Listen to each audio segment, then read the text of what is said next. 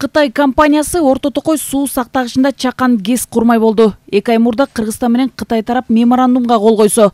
Бул ирет чакан ГЭС ачык акционердик коомунун башкы директору Нурлан Садыков менен Кытай улуттук машина куруу корпорациясынын вице-президенти Дженг Хансонг Орто Токой чакан ГЭСинин курулушу боюнча келишимге кол койду.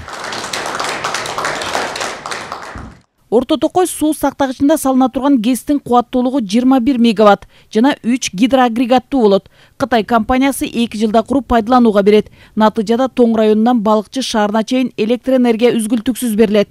Бирок техникалык мүмкүнчүлүгүнө жараша ГЭС өндүргөн электр энергияны Нарын менен Ысык көл облусуна жеткирсе болот.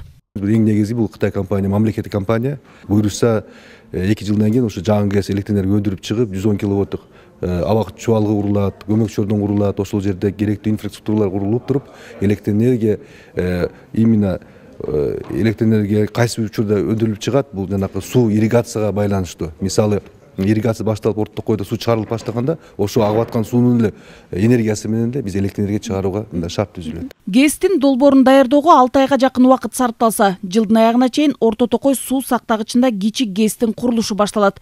Кытайдын мамлекеттик компаниясында курулуш боюнча тажрыйба бар. Биздин компания Камбоджада, Лаос, Мьянмада ири ГЭСтерди курган. Ошондуктан бизде тажрыйба жетиштүү.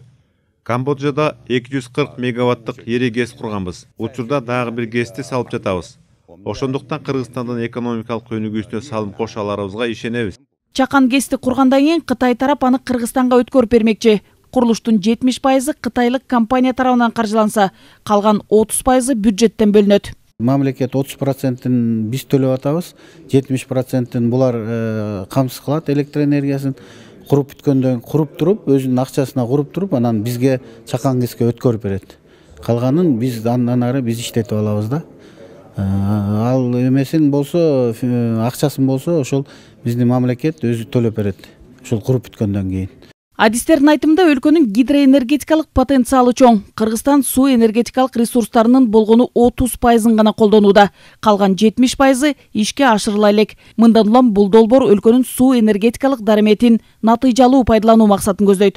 Орто Токой суу сактагычы эң алгачкы курулган суу сактагыч. Ал чүй суусунун агымын жөнгө салып турат жана 120 000 гектар жерди сугарууга колдонулат. Нургүл Жумабекова, Азамат Кыдыр Токтоев, Ала Тоо 24.